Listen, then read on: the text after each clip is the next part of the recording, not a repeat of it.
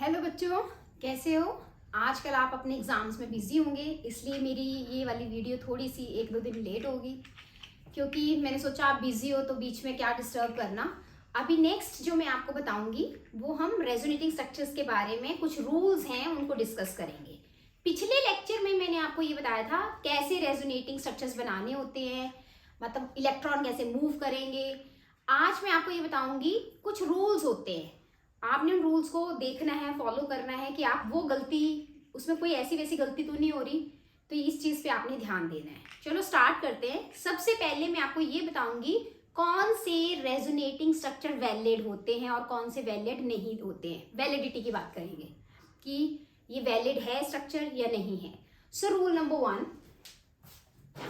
One ये है, all the Lewis structure must conform to Lewis octet rule.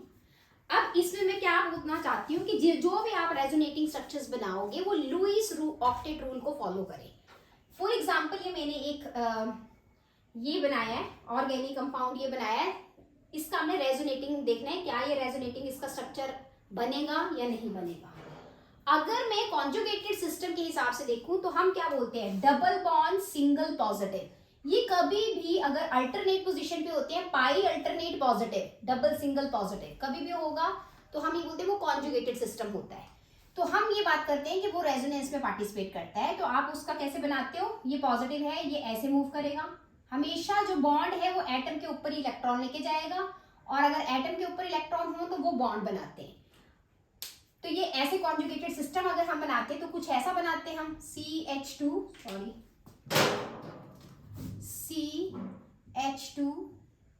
Single bond CH single NH3।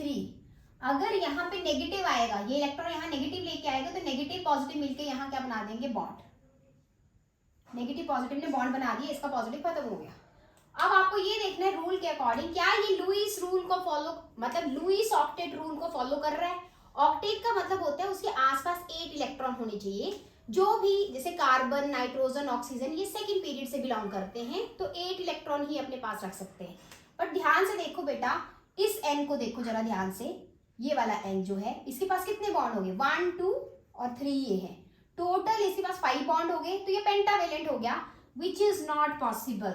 ये possible नहीं है, this is not valid. आप ऐसा स्ट्रक्चर कभी भी नहीं बनाओगे जिसमें आप 5 बॉन्ड बना दो। किसके, मतलब मैं बोलना क्या चाहती हूँ, मैं ये बोलना चाहती हूँ कार्बन या कभी नाइट्रोजन या कभी ऑक्सीजन, ये 3 एटम मेरे पास ऐसे होते हैं, इनको आपने कभी भी पेंटावेलेंट नहीं बनाना है। Carbon, nitrogen, oxygen can not be, और oxygen can not be pentavalent. इस स्ट्रक्चर में मैंने n को क्या बना दिया, पेंटावेलेंट बना दिया। It means this structure is not valid, आप ये स्ट्रक्चर नहीं बनाओगे। रूल नंबर 2, कौन सी चीज और वैलिड नहीं है। अभी मैं वैलिडिटी की बात कर रही हूँ, जो भी ये मैं चीज बात कर रही हूँ वो सिर्फ मैं किसकी बात कर रही हूँ, वैलिडिटी की, कि कौन से स्ट्रक्चर वैलिड हैं और कौन से स्ट्रक्चर नहीं है valid. Validity of Lewis structures की बात कर रही हूँ। सेकंड है, position of atoms in all resonating structure must be same. इसका क्या मतलब है, पोजीशन ऑफ एटम मतलब जो भी आपने कोई भी कंपाउंड लिया, सपोज करो मैंने ऐसे लिए CH3 C double bond O CH3, तो कई बार इसको ऐसे लिखा होता है, कैसे, आगे आप करोगे मैं बताऊंगी ये सब क्या है, ऐसे करके स्ट्रक्चर लिखा है। अब क्या ये एक दूसरे के रेजोनेटिंग स्ट्रक्चर हैं, ध्यान से देखो, आपको देखने में ऐसे लग रहा है ये डबल बॉन्ड O है, अच्छा यहाँ पे डबल बॉन्ड O आ गया, ऐसे आ गया, तो क्या इसमें ध्यान से देखो यहाँ पे CH3 था और इसका H यहाँ पे लग गया है, ये एक दूसरे के रेजोनेटिंग स्ट्रक्चर नहीं है। बोलने का मतलब है रेजोनेटिंग स्ट्रक्चर में कभी भी आप एटम की पोजीशन चेंज नहीं करोगे। मैंने यहाँ एटम ही उठा के ये लिख दिया तो ये रेजोनेटिंग स्ट्रक्चर नहीं है, आप एटम की पोजीशन चेंज नहीं करोगे। ये आगे मैं आपको पढ़ाऊंगी, दिस इज टॉटोमरिज्म, ये आइसोमर होते हैं जो हम आगे करेंगे।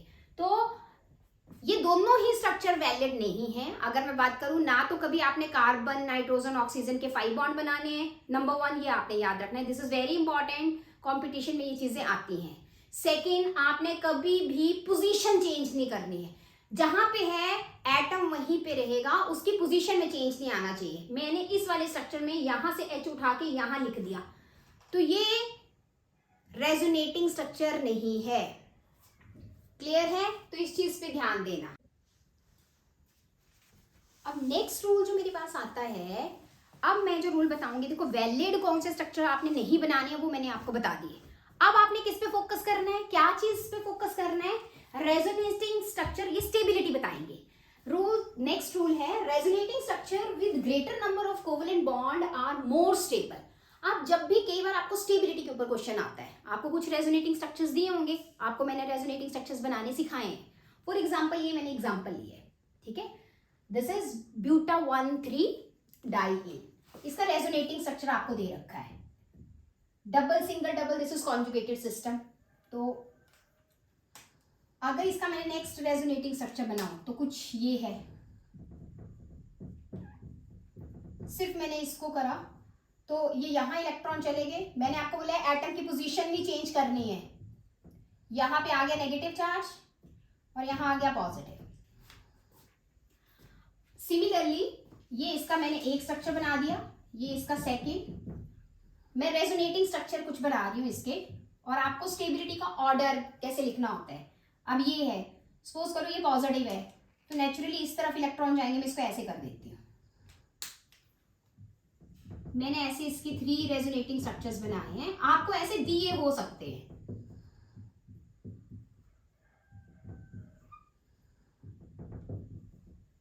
ऐसे, ये थर्ड स्ट्रक्चर। वैसे तो जिस स्ट्रक्चर में बहुत सारे चार्जेस होते हैं ऑलरेडी वो स्ट्रक्चर अनस्टेबल होता है, क्योंकि इसमें बहुत सारे चार्जेस हैं। अब उसने फर्स्ट आपको क्या बोला है, आपने उसने आपको बोला है कि जितने ज्यादा मेरे पास कोवेलेंट बॉन्ड होंगे उतना ही वो स्ट्रक्चर ज्यादा स्टेबल होता है। कोवेलेंट बॉन्ड बोलने का मतलब क्या है, यहां मैं सिग्मा बॉन्ड की बात नहीं कर रही, क्योंकि मैंने ऑलरेडी आपको बताया सिग्मा बॉन्ड तो मूव नहीं करता, सिर्फ हम पाई बॉन्ड को ही इसमें ब्रेक करते हैं, ठीक है। तो आपने सिर्फ पाई बॉन्ड पे फोकस करना है, सिग्मा बॉन्ड की टेंशन मत लो, वो सब में इक्वल है। आप पाई बॉन्ड काउंट करो, more is the number of pi bond, more is the stability of that structure. तो मैंने इसके 3 स्ट्रक्चर्स बनाए हैं, इसमें कितने पाई बॉन्ड है? यहां मैं जो कोवेलेंट बॉन्ड की बात कर रही हूं, यहां मैं कौन से कोवेलेंट की बात कर रही हूँ? पाई बॉन्ड की बात कर रही हूँ। आपने पाई बॉन्ड पे फोकस करना है। तो अगर मैं इस पे बात करूं, यहाँ पे कितने पाई बॉन्ड है? 1 और 2। यहाँ पे पाई आपके कितने हैं? 2। यहाँ पे कितने पाई है? 1। और इस थर्ड रेजोनेटिंग स्ट्रक्चर में एक भी पाई नहीं है, 0। यहां मैं पाई बॉन्ड्स की बात कर रही हूं, पाई बॉन्ड पे फोकस करना है। तो greater is the number of pi bond, greater is the stability. So what will be the order of stability? अगर मैं बोलूं कि स्टेबिलिटी का ऑर्डर बताओ, अभी जो मैं रूल बता रही हूं, मैं आपको वो स्टेबिलिटी के रूल बता रही हूं। तो first is more stable, then second one and then third one, क्योंकि इसमें तो कोई भी पाई बॉन्ड नहीं है। सो आपने ऐसे चेक करना है। नेक्स्ट, कभी भी आपको कुछ इस टाइप के स्ट्रक्चर्स दिए हों, मतलब पॉजिटिव नेगेटिव चार्जेस वाले स्ट्रक्चर्स दिए हैं, तो आपने कैसे फोकस करना होता है? देखो हमेशा कैसे चार्जेस एक दूसरे को, हम बोलते हैं एक दूसरे को अट्रैक्ट करते हैं, ऑपोजिट चार्जेस प्लस माइनस एक दूसरे को अट्रैक्ट करते हैं, लेकिन सेम चार्जेस जो होते हैं दे रिपेल ईच अदर। तो इसी तरह से मैंने नेक्स्ट लिखा है, resonating structure with similar charges on adjacent atom are insignificant, मतलब ड्यू टू इलेक्ट्रोस्टैटिक रिपल्शन। इसका क्या मतलब है? जैसे ये सिमिलरली मैं इसी का बनाती हूं, CH2 double bond CH single bond double bond CH2। अगर इनसिग्निफिकेंट स्ट्रक्चर बोलने का क्या मतलब है उसका, आपको सपोज करो उसने ऐसे दे दिया होता, ऐसे दे दिया होता CH2, आप कभी भी गलती से ऐसा स्ट्रक्चर मत बनाना। सपोज करो मैंने इसका ब्रेक करके कुछ इस टाइप का स्ट्रक्चर बनाना है, चार्जेस वाला स्ट्रक्चर बनाना है, तो आपने ऐसे नहीं करना है, इसके इलेक्ट्रॉन यहां मूव कर दिए, आगे की तरफ इसके इलेक्ट्रॉन मूव कर दिए और इसके पीछे की तरफ मूव कर दिए। मतलब आप ऐसे नहीं करोगे, इसके ऐसे मूव कर दिए, इसके ऐसे मूव कर दिए, ये तो इनसिग्निफिकेंट हो गया। मतलब आपने यहाँ पे भी पॉजिटिव चार्ज क्रिएट कर दिया, यहाँ माइनस चार्ज क्रिएट कर दिया। सो this is wrong, this is insignificant. आप ऐसा काम नहीं करोगे, ये हमेशा स्टेबिलिटी को क्या करेगा, कम करेगा। तो ये इनस्टेबिलिटी इंक्रीज करता है, तो ये काम नहीं करना है, ठीक है।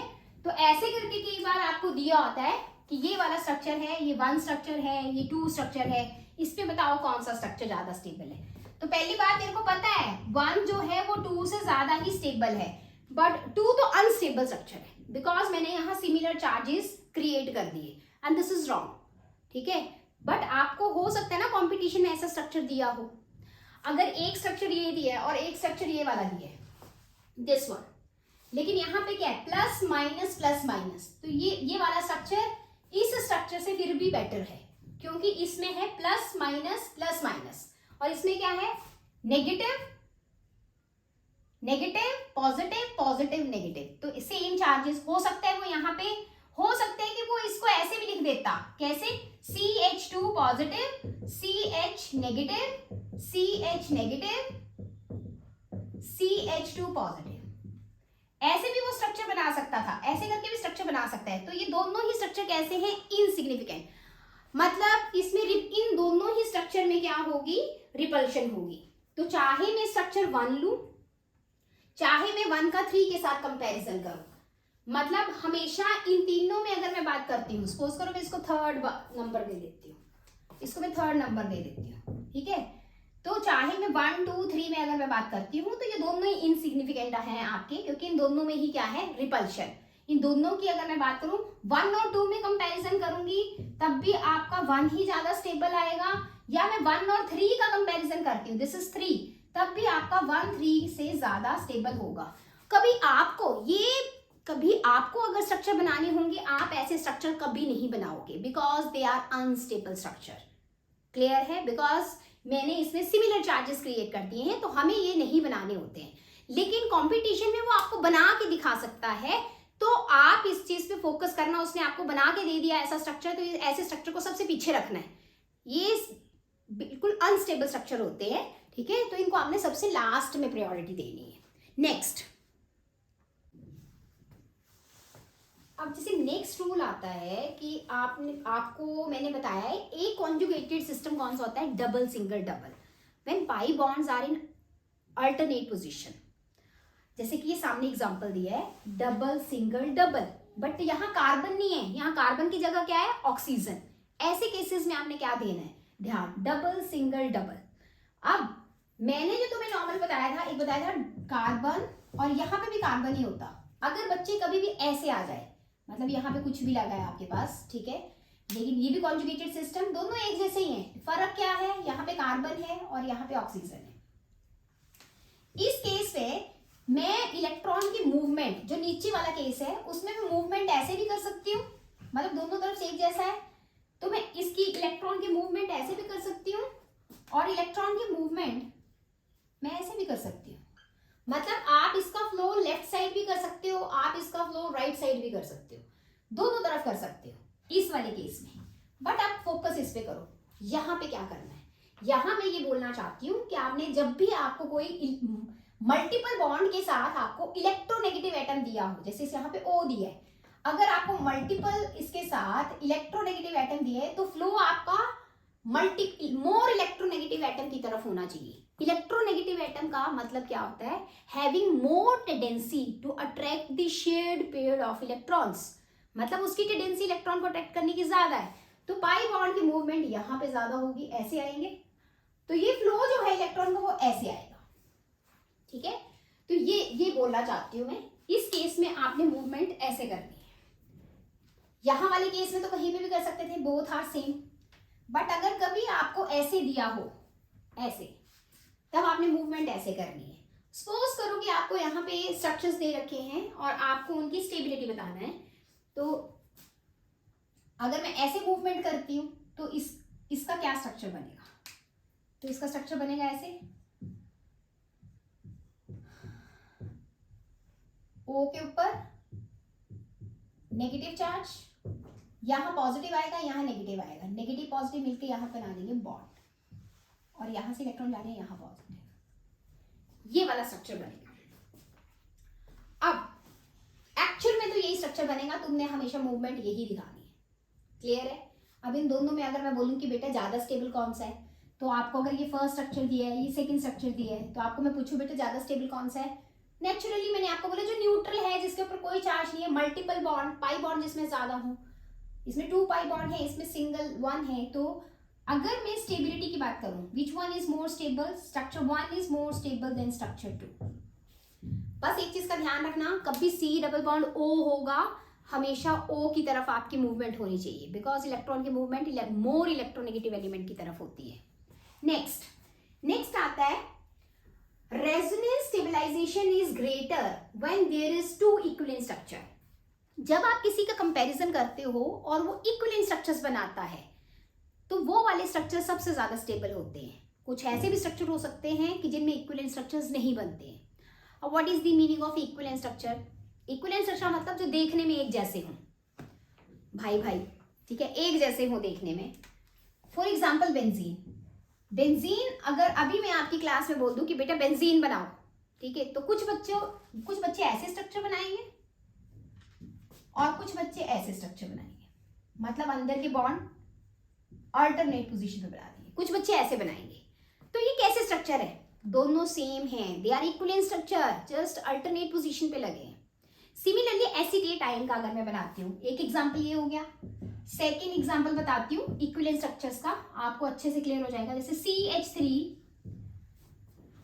C double bond O negative, this is acetate ion. तो इस केस में मुझे इसका स्ट्रक्चर बनाना है, इसका रेजोनेटिंग स्ट्रक्चर बनाना है आपको। तो कैसे बनाओगे? ये है, अब देखो डबल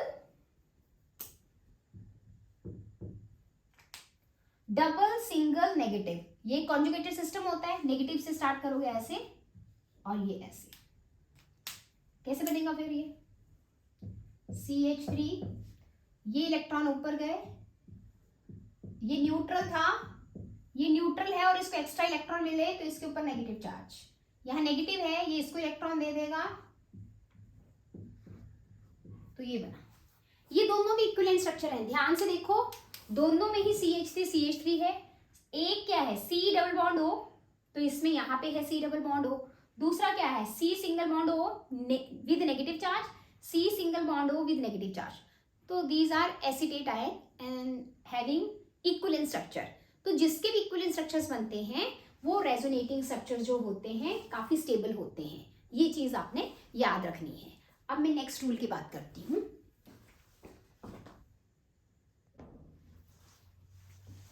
अब next one is rule 7। Rule 7 में आपको मैं क्या चीज बताना चाहती हूँ, कई बार आप स्ट्रक्चर्स बनाओगे, कुछ 2 टाइप के स्ट्रक्चर्स बन रहे होंगे। एक को बोलते हैं चार्ज सेपरेटेड स्ट्रक्चर और एक होता है charge delocalization. What is the meaning of these two? Charge separated का मतलब क्या होता है, चार्ज डीलोकलाइजेशन का मतलब होता है, इन दोनों को मैं पहले समझाती हूँ, फिर बताती हूँ कि आपको किस चीज पे फोकस करना होता है। अब जैसे मेरे पास एसिटिक एसिड है CH3 C double bond O OH। अब देखो क्या ये कॉन्जुगेटेड सिस्टम है? Double single lone pair, this is conjugated system. अगर मैं बोल दूं कि आप इसका रेजोनेटिंग स्ट्रक्चर बनाओ, तो आप इसका कैसे रेजोनेटिंग स्ट्रक्चर बनाओगे? Lone pair changes into bond pair, bond pair changes into lone pair. यही समझाया है आपको। जिसने ये चीज, जिसको नहीं पता है वो फर्स्ट टाइम देख रहे हैं अगर ये वाली वीडियो मेरी, सो प्लीज जो मेरी पीछे की वीडियो है रेजोनेंस से रिलेटेड, पहले आप उनको देखोगे, बिकॉज जब आप कॉन्जुगेटेड सिस्टम समझ जाओगे, कैसे इलेक्ट्रॉन की मूवमेंट होगी, तो ये सब चीजें आपको इजी लगेंगी। आप फर्स्ट टाइम अगर इसको देख रहे हो तो आपको हो सकता है आपको पता ही ना चले ये हो क्या रहा है, लेकिन जो बच्चा मेरा कॉन्टिन्यूसली पीछे की सारी वीडियोस देख रहे हैं उनको ये सारी चीजें इजी लग रही होंगी, बिकॉज मैंने उसमें बताया है कौन से कॉन्जुगेटेड सिस्टम होते हैं, इलेक्ट्रॉन की मूवमेंट कैसे होती है, high density to low density electron move करते हैं। तो इस चीज पे आपने ध्यान देना है। अब यहाँ पे जैसे आप इसका स्ट्रक्चर बनाओगे तो क्या बनेगा? CH3 एटम की पोजीशन चेंज नहीं होती, ये मैंने वैसे लिख दिए। ये बॉन्ड बना रहा है तो यहाँ डबल बॉन्ड आ गया। ये न्यूट्रल था लेकिन इसने अपने इलेक्ट्रॉन शेयर कर दिए तो इसके ऊपर कौन सा चार्ज आ गया? पॉजिटिव। अब ये यहां से फिर lone pair changes into bond pair and bond pair changes into lone pair, तो इसके पास ऑलरेडी 2 लोन पेयर तो थे ही, एक और एक्स्ट्रा मिल गया इसको, पहले ये न्यूट्रल था और अब इसको एक्स्ट्रा मिल रहा है, तो इसके ऊपर कौन सा चार्ज आ गया, नेगेटिव। जब भी आप रेजोनेटिंग स्ट्रक्चर्स बनाते हो तो न्यूट्रल मतलब नेट चार्ज सेम रहना चाहिए। अगर मेरा पहला स्ट्रक्चर न्यूट्रल है, जितने मर्जी रेजोनेटिंग स्ट्रक्चर बन जाए वो भी न्यूट्रल ही रहेंगे। ये न्यूट्रल था, इसमें एक पॉजिटिव एक नेगेटिव, ये भी न्यूट्रल ही आ रहा है। अब यहाँ पे ये किस टाइप के स्ट्रक्चर है, आप क्या बोलोगे ये किस टाइप के स्ट्रक्चर हैं? यहाँ पे न्यूट्रल था और यहाँ पे चार्ज प्लस माइनस साइन आ गया, तो इनको बोलते हैं charge separation. Charge separation, these are charge separated structure, charge separation हो गई इसमें। अगर दिस इज एसीटेट आयन, अगर मैं यहाँ अगर ये मैंने एसिटिक एसिड लिया था, अब मैं एसीटेट का एग्जांपल लेती हूँ। मतलब अगर H निकाल दो तो ये क्या हुआ, एसीटेट आयन, ये हुआ acetate ion. Double single lone pair negative charge, this is also conjugated system. तो इसको हम कैसे रिप्रेजेंट करेंगे, इसका अगर मैं बोलूं रेजोनेटिंग स्ट्रक्चर बनाओ तो आप बनाओगे this changes into bond and bond pair changes into negative charge. तो कैसे बनेगा, CH3C और इसके ऊपर O3 पेयर आ जाएंगे। पहले ये न्यूट्रल था, अब इसके ऊपर कौन सा चार्ज आ गया, नेगेटिव। ये नेगेटिव था, इसने अपना इलेक्ट्रॉन दे दिया, तो ये नेगेटिव से क्या हो जाएगा, न्यूट्रल, और यहाँ पे बॉन्ड बन गया। अब यहाँ पे दो डबल बॉन्ड, सॉरी एक कार्बन O के बीच में डबल बॉन्ड और एक O के ऊपर नेगेटिव चार्ज, डबल बॉन्ड और एक O के ऊपर नेगेटिव चार्ज। तो ये कैसे स्ट्रक्चर है, एक ही चार्ज, एक तो पहले इक्विवेलेंट स्ट्रक्चर है जो मैंने पिछले रूल में बताया, इक्विवेलेंट स्ट्रक्चर्स बोलते हैं इनको, एक जैसे है। दूसरा इसको क्या बोल रहे हैं, एक सिंगल चार्ज घूम रहा है, so this is known as charge separation, this is known as charge delocalization, this is charge delocalization. Single charge के घूमने को बोलते हैं चार्ज डीलोकलाइजेशन। और अगर मूवमेंट के बाद आपके दो अलग अलग चार्जेस बन रहे हैं जिसको बोलते हैं चार्ज सेपरेशन। अब क्या बोलता है ये रूल, ये बोलता है charge separated structure are less stable than charge delocalized structure. तो कभी कंपैरिजन आ जाए, इन दोनों में कंपैरिजन आ जाए, तो बेस्ट स्ट्रक्चर किसके बन रहे हैं, कौन से बेस्ट होते हैं, charge delocalized structure, this one. So charge separate, ये चार्ज सेपरेटेड स्ट्रक्चर है, charge separated structure are less stable than those in which charge is delocalized. ठीक है, तो इन दोनों में ज्यादा स्टेबल किसके स्ट्रक्चर बन रहे हैं, charge delocalized structures are more stable than charge separated structure. अब हम नेक्स्ट बात करते हैं। मैंने आपको काफी रूल्स बता दिए, कौन सी चीजें वैलिड हैं, कौन सी चीजें वैलिड नहीं हैं, कैसे स्ट्रक्चर स्टेबल होते हैं, तो आपको ये चीजें अच्छे से क्लियर होगी होंगी। अब मैं आपको नेक्स्ट बताऊंगी क्राइटेरिया, मतलब आपको 2-3 स्ट्रक्चर्स दिए हैं और इन चीजों को आपने फोकस करना है, कौन सा स्ट्रक्चर मेजर कॉन्ट्रीब्यूटर होता है और कौन सा माइनर कॉन्ट्रीब्यूटर होता है। What is the meaning of this major contributor and minor contributor. मेरे पास कोई भी 4-5 रेजोनेटिंग स्ट्रक्चर बनते हैं, उसमें कुछ स्ट्रक्चर काफी स्टेबल होते हैं, कुछ कम स्टेबल होते हैं। तो जो मेन रेजोनेंस हाइब्रिड बनता है, what is resonance hybrid, that is the mixture of all the structure, और जो ज्यादा स्टेबल है उनसे ज्यादा मिलता जुलता होता है रेजोनेंस हाइब्रिड। कि ये सारे स्ट्रक्चर का जो कंक्लूजन निकलता है, जो आपका रेजोनेंस हाइब्रिड होता है वो सबसे ज्यादा जो स्टेबल स्ट्रक्चर होता है उससे मिलता जुलता उसका कुछ स्ट्रक्चर होता है। तो अब अगर मैं बात करूं, आप कैसे पता करोगे कि जो रेजोनेंस हाइब्रिड आप बना रहे हो उसमें किस स्ट्रक्चर का कितना हाथ है। ठीक है, तो जिस स्ट्रक्चर का जितना ज्यादा हाथ होगा उस मतलब उसके ऊपर ही गया होगा उसको बोलते हैं मेजर कॉन्ट्रीब्यूटर, और जिसका कम कॉन्ट्रीब्यूशन होगी उसको बोलते हैं माइनर कॉन्ट्रीब्यूटर। कौन से क्राइटेरिया हैं जिससे ये मैं चेक करूंगी which one is major contributor and which one is minor contributor. तो आपने 4 रूल्स को फॉलो करना है। जब भी आपको कंपटीशन में क्वेश्चन आते हैं, जो मैं अभी 4 रूल्स आपको बताने वाली हूं उन पे फोकस रखना। फर्स्ट रूल को सबसे पहले देखना होता है, उसके बाद सेकंड। फर्स्ट रूल काम ना करे तब आपने सेकंड रूल देखना होता है। मतलब आपको 3-4 स्ट्रक्चर दिए हैं और आपको बताना है which structure is more stable, because जो ज्यादा स्ट्रक्चर है वही तो रेजोनेंस हाइब्रिड बनाने में कॉन्ट्रीब्यूशन देता है। इसलिए आपने ये चीज, इस चीज पे फोकस कर रहा है कि कौन सा स्ट्रक्चर ज्यादा स्टेबल है। तो कौन सा स्ट्रक्चर ज्यादा स्टेबल है वो कैसे पता करोगे, which one is major contributor. Contributor का कैसे पता करेंगे वो मैं आपको अभी बताती हूँ। तो फर्स्ट आपने ये हेडिंग है criteria for major and minor contributor. So first rule is as many octet as possible. as many octet as possible. मतलब जिसके आसपास देखो H को छोड़ के बाकी कार्बन होंगे, ऑक्सीजन या नाइट्रोजन यही होंगे, मैक्सिमम तो कार्बन ही होगा. तो ऑक्टेट रूल को फॉलो करने चाहिए. जिस स्ट्रक्चर को भी आप देखोगे और आसपास 8 इलेक्ट्रॉन्स हैं, इट मीन वो सबसे बेस्ट है. 8 इलेक्ट्रॉन बोलने का मतलब आप सीधे देख लेना ना कि कहीं कम, जैसे 2-3 स्ट्रक्चर दिए हैं तो हर स्ट्रक्चर पे फोकस करना. किसके पास आसपास 4 बॉन्ड्स हैं, बस जिसके पास 4 बॉन्ड्स आ रहे होंगे, प्रॉपर नंबर ऑफ बॉन्ड्स पे चेकिंग रखना. तो नंबर ऑफ बॉन्ड 4 होंगे तो ऑक्टेट रूल को फॉलो करेगा ही करेगा. अच्छा, सपोज करो कि आपको 2 स्ट्रक्चर दिए हैं और दोनों स्ट्रक्चर में ऑक्टेट रूल को वो फॉलो कर रहा है. अब मैं कैसे पता करूं? तो आप सेकंड रूल को फॉलो करोगे. सेकंड रूल बोलता है as many pi bond as possible. as many pi bond as possible. जितने ज्यादा पाई बॉन्ड होंगे वो वाला स्ट्रक्चर उतना ही स्टेबल होगा. तो आपको 3-4 स्ट्रक्चर दिए होंगे, आप पाई बॉन्ड पे फोकस करना. जिसके पाई बॉन्ड ज्यादा होंगे उसको सबसे पहले आपने चूज करना है. अच्छा, next, negative charge on more electronegative atom.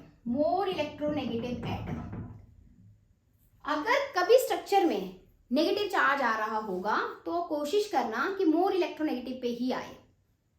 अब ये वाला रूल पहले नहीं देखना है, पहले आपने यही वाला रूल देखना है जिसके ऑक्टेट कंप्लीट हो. अगर ये रूल काम नहीं कर रहा हो तो नहीं, इस रूल से आप चेक नहीं कर पा रहे तो आपने सेकंड रूल अप्लाई करना है. सेकंड रूल से भी आप चेक नहीं कर पा रहे हो तो आपने थर्ड रूल अप्लाई करना है. मतलब स्टेप बाय स्टेप ये रूल को फॉलो करना है. तो उसके बाद आपका आता है fourth rule, that is charge separation.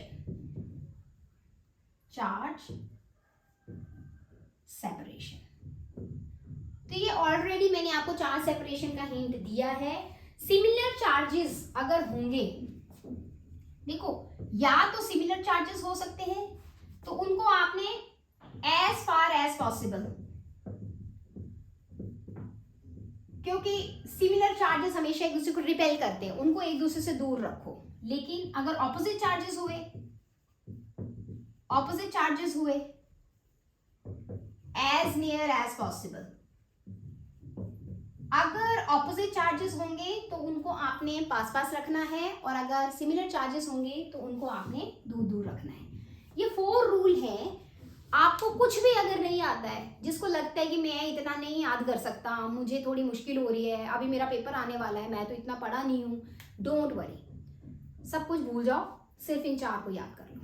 ये 4 अगर आपने अच्छे से 4 ये पॉइंट्स अगर आपने याद रखे हैं, आप बड़े इजीली से डिफ्रेंशिएट कर लोगे और आपको स्टेबल, कौन ज़्यादा स्टेबल है कौन कम स्टेबल है, बड़े इजीली से आप बता दोगे. फर्स्ट रूल मैंने आपको बोला, ऑक्टेट आप चेक करोगे, ऑक्टेट से काम नहीं बनेगा तो मैं नंबर ऑफ पाई बॉन्ड्स देखूंगी. नंबर ऑफ पाई बॉन्ड से भी अगर मैं चेक नहीं कर पा रही हूँ तो मैं थर्ड रूल देखूंगी कि अगर कोई इलेक्ट्रोनेगेटिव एटम है उस पर नेगेटिव चार्ज आना चाहिए. हाँ, थर्ड रूल को तुम पहले मत देखना, ये चीज़ का ध्यान देना. मैं बताती हूँ कि मैं ऐसा क्यों बोल रही हूँ और बच्चे कहाँ पे गलती करते हैं. मैं इसके नेक्स्ट अभी एग्जाम्पल लूंगी और उससे आप अच्छे से चेक कर पाओगे कि हम कैसे किसी की स्टेबिलिटी चेक करते हैं. So don't worry, just focus. आप जस्ट यहाँ पे एक बार वीडियो को पॉज करो और इन रूल्स को 4, ये जो मैंने 4 रूल्स लिखे हैं इनको अच्छे से ऑब्जर्व करो कि मैं क्या बोल रही हूँ. ये 4 रूल्स को पहले याद करो, इसके बाद हमने क्वेश्चन सॉल्व करने हैं. चलो अब मैं नेक्स्ट इसके एग्जाम्पल बताती हूँ, वो स्टार्ट करते हैं. Next example is which one is more stable. अब मैंने आपको 4 रूल्स बताए हैं बच्चे, आपने बस यही याद रखने हैं. इन 4 रूल से आप पता कर लेते हो कौन सा स्ट्रक्चर ज्यादा स्टेबल है. देखो मैंने यहाँ पे 2 स्ट्रक्चर दिए हैं, आपको ऐसे 2 स्ट्रक्चर आए हैं और आपको बताना है 1 और 2 में विच वन इज मोर स्टेबल. अब बच्चे हमेशा क्या गलती करते हैं, जैसे उनको ये स्ट्रक्चर दिखते हैं वो दिखते हैं, अरे एन के ऊपर पॉजिटिव, ये तो तुमसे टॉलरेट ही नहीं होता कि एन के ऊपर पॉजिटिव चार्ज, तो आप बोलोगे ज्यादा स्टेबल 1 एज कम्पेयर टू 2 क्योंकि एन के ऊपर पॉजिटिव चार्ज है. ऐसे नहीं देखना है, मैं यही बताना चाहती हूँ. बिकॉज बच्चों को ये बेसिक रूल नहीं पता होते हैं और वो इसको लिख के आ जाते हैं। बेसिक रूल क्या है, मैंने आपको 4 क्राइटेरिया बताए हैं। First rule, as many octet as possible, octets as possible, मतलब सबके ऑक्टेट कंप्लीट होने चाहिए। यहाँ पे देखो अगर कार्बन के ऊपर पॉजिटिव आ रहा है इसका मतलब इसका ऑक्टेट कंप्लीट नहीं है, इसके पास 6 इलेक्ट्रॉन है तभी पॉजिटिव आ रहा है। नेक्स्ट स्ट्रक्चर में देखो H के पास तो 2 ही होते हैं, H को तो देखना नहीं। कार्बन 4 बॉन्ड बना रहा है, इसका ऑक्टेट कंप्लीट है। N के पास देखो 1 2 और यहाँ पे भी 2 है तो इसके भी 4 आपके कंप्लीट हो रहे हैं। तो इस केस में ऑक्टेट कंप्लीट है। और मेरा फर्स्ट रूल क्या था, कैसे क्राइटेरिया के अकॉर्डिंग हम क्या बोलते हैं, as many octet as possible. तो ऑक्टेट के हिसाब से 2 के ऑक्टेट कंप्लीट आ रहे हैं, 1 का ऑक्टेट कंप्लीट नहीं आ रहा है। तो फिर बेटा कौन सा ज्यादा स्टेबल हुआ, this is more stable. 2 is more stable than 1 because of octet completion, क्योंकि इसके octet complete है। In this case octet of all the atoms are complete, so this structure, this resonating structure is more stable than first one। Second example लेते हैं, मैं एक example लेती हूँ। Suppose करो ये है CH2, ऐसे करके मैंने नेगेटिव लिया, C डबल बॉन्ड O, ये लिया मैंने। अब आप इसको ध्यान से देखो, ये 1 स्ट्रक्चर है, नेगेटिव सिंगल डबल, तो ये एक कॉन्जुगेटेड सिस्टम है। आप इसको ऐसे मूव करके दिखा सकते हो, लोन पे चेंज, ऐसे बॉन्ड बनेगा और ये ऊपर जाएगा, तो इसका दूसरा स्ट्रक्चर ये बनेगा। अब मतलब प्रैक्टिस हो जानी चाहिए आपको। ऐसे आपको एग्जाम में 2 स्ट्रक्चर दिए, आपको बोला है which one is more stable. चलो rule 1, as many octet as possible. तो जब भी नेगेटिव चार्ज आ रहा है इसका मतलब क्या है, इसका मतलब है ऑलरेडी उसका ऑक्टेट कंप्लीट है। तो यहाँ पे नेगेटिव आ रहा है, इसका ऑक्टेट कंप्लीट है। यहाँ कार्बन के 4 बॉन्ड बन रहे हैं, ऑक्सीजन के भी ऑक्टेट कंप्लीट। नेक्स्ट आओ, कार्बन, यहाँ पे भी कार्बन के 4 बॉन्ड, ऑक्सीजन के आसपास भी 8 इलेक्ट्रॉन, दोनों में ही ऑक्टेट कंप्लीट हैं। तो मैंने आपको क्या बोला था, कभी फर्स्ट रूल काम ना करे तब आपने सेकंड रूल पे जाना है। यहाँ मेरा फर्स्ट रूल काम नहीं करा बिकॉज ऑक्टेट दोनों केसेस में कंप्लीट है। सेकंड रूल मेरा बोलता है as many pi bond as possible. अब ध्यान से देखो, इसमें भी 1 पाई बॉन्ड है। जब भी मैं पाई बॉन्ड के सिग्मा तो देखना ही नहीं होता है बिकॉज रेजोनेटिंग स्ट्रक्चर में हमारा फोकस पाई बॉन्ड पे होता है। यहाँ पे भी 1 पाई बॉन्ड है, यहाँ पे भी 1 ही पाई बॉन्ड है। मेरा तो सेकंड रूल भी काम नहीं करा, ना फर्स्ट रूल काम करा ना सेकंड रूल काम करा। अब मैं क्या करूं, अब मैं थर्ड रूल लगाऊंगी। ये मैं बोलना चाहती हूँ कि कभी भी आपने जब भी इस चीज को देखना है, पहले फर्स्ट रूल देखो, फर्स्ट काम नहीं करेगा फिर सेकंड देखो, सेकंड काम नहीं करेगा देन आप थर्ड देखोगे। थर्ड क्या बोलते हैं, negative charge on more electronegative. तो यहाँ पे नेगेटिव या तो कार्बन पे आ रहा है या आपका नेगेटिव किस पे आ रहा है, ऑक्सीजन पे आ रहा है। And which one is more electronegative, सबसे ज्यादा इलेक्ट्रोनेगेटिव कौन सा होता है, fluorine, then oxygen, then nitrogen, है ना, उसके बाद कार्बन आता है। तो फोन, FON, फोन, है ना, F का मतलब fluorine, oxygen, then nitrogen. Oxygen is more electronegative, तो इसके ऊपर नेगेटिव चार्ज ज्यादा स्टेबल होगा then carbon, so this is more stable. इस केस में भी यही स्ट्रक्चर आपका क्या होगा, मोर स्टेबल। अब आपको मैं एक ऐसे एग्जांपल बताऊंगी जिसको हम इस रूल को भी फॉलो करेंगे, चार्ज सेपरेशन से कैसे चीजें देखनी होती है, उसका एक एग्जांपल करवाऊंगी। तो सारी चीजें फिर आपकी रिवाइज हो जाएंगी और आप इजीली से क्वेश्चन कर सकोगे। चलो नेक्स्ट एग्जांपल करते हैं। अब मैंने आपको 2 एग्जांपल लिखे हैं। अब आपको ये पता करना है कि इसकी स्टेबिलिटी का ऑर्डर क्या होगा। एक एग्जांपल ये है, give the order of stability. ये 5 मैंने रेजोनेटिंग स्ट्रक्चर्स लिखे हैं और आपको इसका ऑर्डर बताना है। इसी के रेजोनेटिंग स्ट्रक्चर्स आपको बना के दिए होंगे कंपटीशन में, आपको ये पता करना है what is the stability order. अब ध्यान से देखो, मैंने आपको रूल नंबर 1 क्या लिखाया था, as many octet as possible. तो सीधी सी बात है, जो आपका न्यूट्रल स्ट्रक्चर होता है जिसपे कोई चार्ज नहीं है, इसका मतलब उसके तो सारे ऑक्टेट फुलफिल हैं। जैसे ये फर्स्ट वन, इसके ऊपर कोई चार्ज नहीं है, ये सबसे ज्यादा स्टेबल होगा। जब मैं रूल्स लिखा रही थी तो रेजोनेंस में भी मैंने आपको बताया था जिसके पाई बॉन्ड ज्यादा होंगे वो ज्यादा स्टेबल होता है। ऑक्टेट, इसके ऑक्टेट कंप्लीट है, बाकी सब में पॉजिटिव चार्ज आ रहा है। तो फर्स्ट स्ट्रक्चर जो है, अगर मैं स्टेबिलिटी की बात करती हूँ, stability, order of stability, order of stability सबसे ज्यादा स्टेबल हुआ 1, क्योंकि इसके ऊपर कोई चार्ज नहीं है। नेक्स्ट, अब ध्यान से देखो, सेकंड था, पॉजिटिव आ गया तो मतलब इनकम्प्लीट ऑक्टेट आने लग पड़ा, ठीक है। सेकंड रूल मैंने आपको क्या बताया था, as many pi bond as possible. तो ध्यान से देखो, इसमें 2 इसमें 1 पाई बॉन्ड है, इसमें कोई भी पाई बॉन्ड नहीं है, इसमें भी नहीं है। 2 और 5 में 1 पाई बॉन्ड है, इसका मतलब 2 और 5 पहले आएंगे बिकॉज 1 पाई बॉन्ड है। इसमें 2 पाई बॉन्ड है, ये सबसे आगे आगे फर्स्ट वाला। अब 2 और 5 पे फोकस करो, कौन सबसे पहले आएगा। क्या फर्क है दोनों स्ट्रक्चर में? दोनों स्ट्रक्चर में फर्क क्या है, एक पाई बॉन्ड है और एक पॉजिटिव नेगेटिव चार्ज है। Positive negative charge opposite charges हैं, तो मैंने आपको क्या बताया था, आपका जब भी पॉजिटिव नेगेटिव चार्जेस पे फोकस करोगे, पाई बॉन्ड सब में है, तो ये रूल भी का। अब 2 और 4 पे फोकस, 2 और 5 पे फोकस करो, पाई बॉन्ड एक एक है। अब नेक्स्ट रूल क्या है, मोर इलेक्ट्रोनेगेटिव तो कोई ऐसा नहीं है, दोनों एक जैसे ही हैं। उसके बाद था चार्ज सेपरेशन, है ना। ऑपोजिट चार्जेस हमेशा क्या होना चाहिए, मैंने आपको क्या बताया, जितने ज्यादा पास पास होंगे तो opposite charges plus minus second वाले केस में पास पास हैं और फिफ्थ वाले केस में दूर दूर हैं।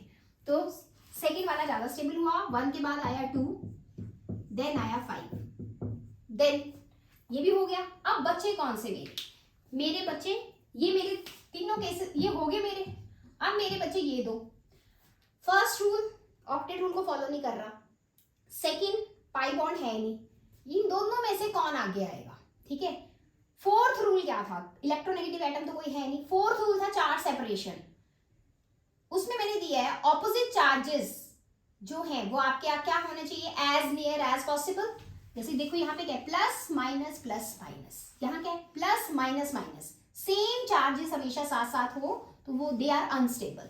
तो ये वाला पीछे जाएगा और ये वाला पहले आएगा बिकॉज इसमें ऑपोजिट चार्जेस साथ साथ हैं, plus minus then plus minus. तो इसके बाद कौन सा आएगा आपका 4 और उसके बाद आपका आएगा 3rd। So this is the order. Next question, ये बहुत बार क्वेश्चन पूछा गया है कंपटीशन में और बड़ी बार क्वेश्चन आता है ये, most unlikely resonating structure of paranitrophenoxide. मैं ये नहीं बोल रही कि पैरानाइट्रोफिनॉक्साइड ही आएगा, लेकिन नाइट्रोजन से रिलेटेड कोई भी रेजोनेटिंग स्ट्रक्चर आपको आ सकता है। अनलाइकली का मतलब जो पॉसिबल ही नहीं है, जो इनवैलिड है, हो नहीं सकता। तो आपको मैंने खुद बताया हो नहीं सकता, वैलिड नहीं है जो स्ट्रक्चर, वो कहाँ है। आप ध्यान से देखो 4 स्ट्रक्चर, यहाँ पे वीडियो को पॉज करो, अपने आप स्ट्रक्चर ढूंढो, कौन सा स्ट्रक्चर आपको गलत लग रहा है, विच इज नॉट पॉसिबल, तो उसके हिसाब से आंसर करो। ध्यान से देखो कि आपका जो सी वाला स्ट्रक्चर है, this is the unlikely, most unlikely resonating structure, because यहाँ एन जो है, यहाँ पे देखो जरा ध्यान से, यहाँ एन हमने क्या बना दिया, पेंटावेलेंट बना दिया, and which is not possible. तो मैं इसकी बात नहीं करूंगी।